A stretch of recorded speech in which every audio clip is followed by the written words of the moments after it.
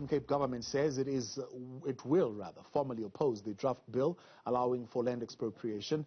It adds that expropriation without compensation was not the appropriate intervention to address land reform, and that it will hurt South Africa's economy. For more on this, I'm joined by the province's Agriculture MEC, Ivan Meyer. Ivan, good to have you with us, and thank you very much for your time. I mean, you have from the outset opposed changes to, I beg your pardon, the expropriation without compensation, a particular clause.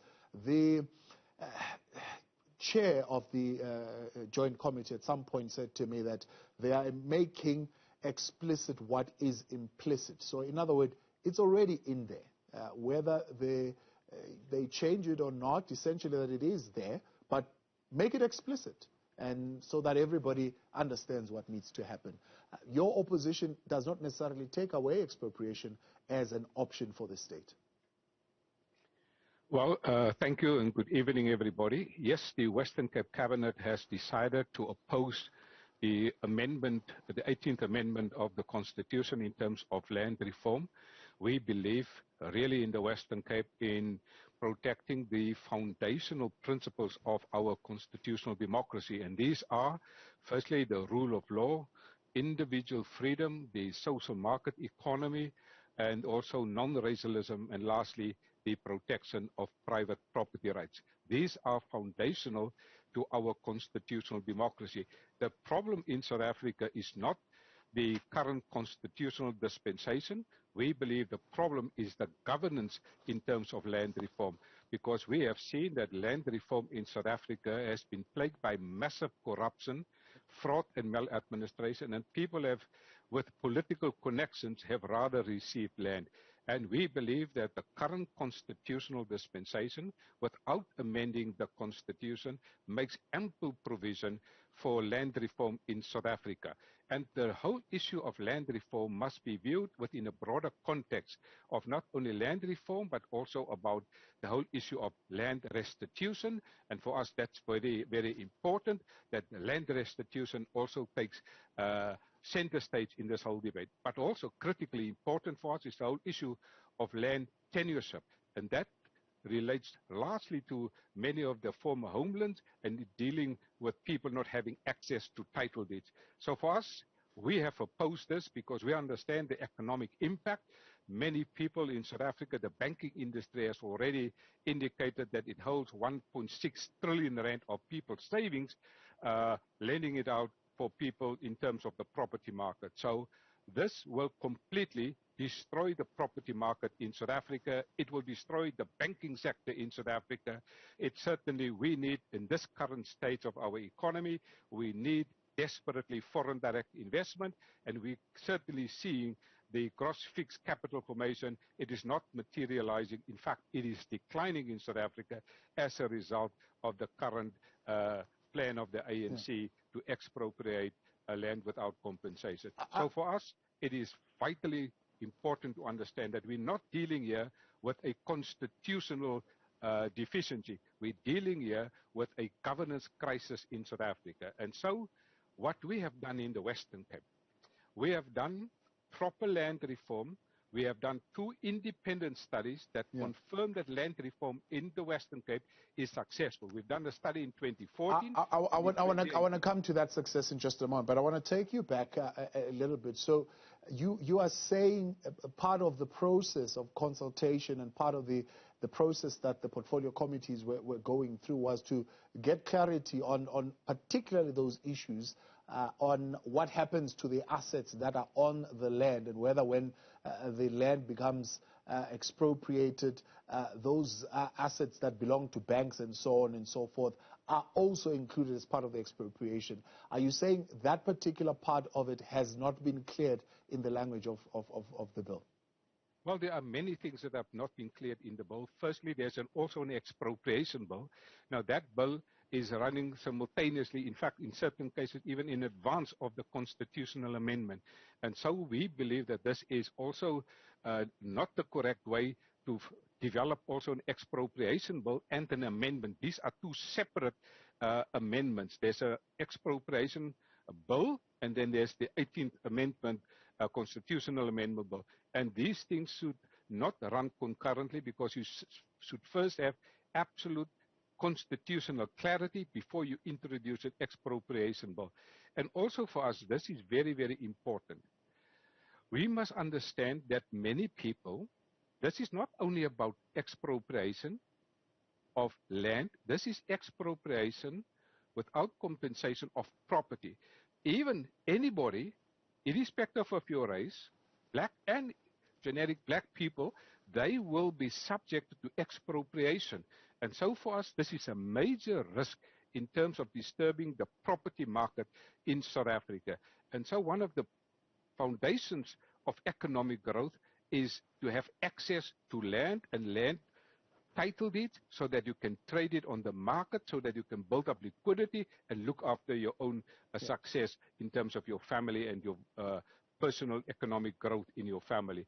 So for us, there are many things that are problematic here. We are now in COVID. The biggest single thing that we should now do is to get the economy back on track. And for that, you need certainty, you need investments, you need investment confidence, you need business confidence, you need consumer confidence. And all what this does is not building investor confidence. Here in South Africa, we have seen that there's not major significant investment, particularly also in the agricultural sector. And I'm deeply concerned, because this will definitely have a negative impact on food security. Yeah. South Africa so you're saying the lack of investment is because of the proposed amendments? Absolutely, because what this amendment does... How do you link the two? Well, that's very simple. You look at what has happened in the property market, you look at what has happened in terms of gross fixed capital formation since this bill was introduced in the geopolitical discussions in South Africa. You have not seen major economic investment in South Africa since this debate has started. And what we need desperately now in South Africa is investment to kickstart our economy. In agriculture, I personally, here as the MEC of Agriculture, I have looked at what has happened in the agricultural investment. And I have seen that there was no major significant investment in the agricultural sector, and it is directly linked to the policy uncertainty that was caused by this constitutional amendment. We must also remember that 50% of all South Africa's agricultural exports goes on the African continent. Now, if this expropriation without compensation continues and create, and I believe it will, severely compromise food security in South Africa, it will certainly also compromise food security on the African continent. We have seen this picture before in Zimbabwe. We have seen it in Venezuela. What happened in Venezuela? In Venezuela, exactly the same strategy was followed. In Venezuela, they had in 1999, they changed their constitution. Politicians benefited from this. There was food shortages, there were food riots, and food trucks were then eventually hijacked because they brought in the army to distribute the food. And when you bring in the army, there's nobody on the borders.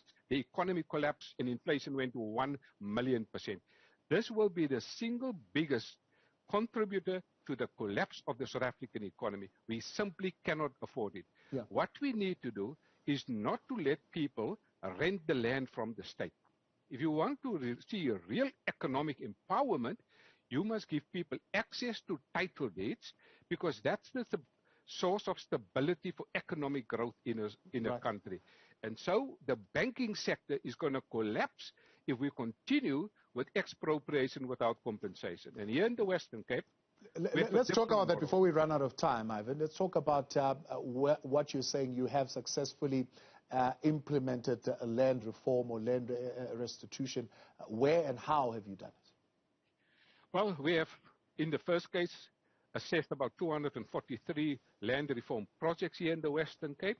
We don't believe that the state must take your property. We believe you must keep your property, or you must acquire property. We believe that you must have access to title deeds. You must own your property. And for us, successful land reform worked here in the Western Cape because of the following ingredients.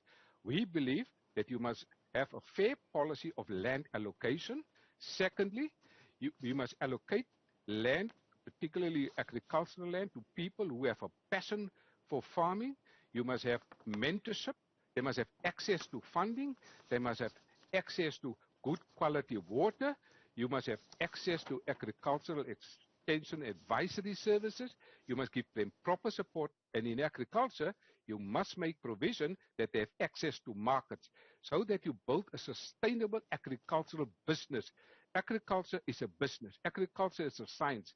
And the science needs research. And that research must influence the quality of your outcome in terms of agriculture. So for us, it is important, fundamental, to have access to land, good quality water, and give people title deeds. Title deeds is the most significant because it builds certainty, because you can go to the bank on the basis of your title deed, grow your business, make a loan, and expand your business and expand your agricultural production. We've done 2 studies.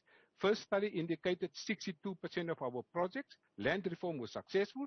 The second study said 72%. So we have the model here in the Western Cape of successful land reform. What we don't need is land reform Zimbabwe style and Venezuela style. We have seen those recipes, and the ANC's model of land reform is based on the Zimbabwe model. It is based on the Venezuela model. It is a system that has completely collapsed on the African continent. And so there is an alternative. The alternative is give them proper support, fair allocation policy, good quality water, access to funding, mentorship. And that's the model that we have implemented here in the Western Cape. Why? Because you must build certainty, predictability in the system, and you must create investment into the economy, business confidence, so that you can have more investment. That's how you grow the economy. The ANC is experimenting with 1960 socialist policies that has failed in Algeria on the African continent, failed in Tanzania, and has failed in the 1980s extensively here in Zimbabwe. All right, Ivan, so I am an alternative. The Western Cape is that alternative. I'll leave it there for tonight. Appreciate your time. Thanks for joining us. MEC for Agriculture in the Western Cape, Ivan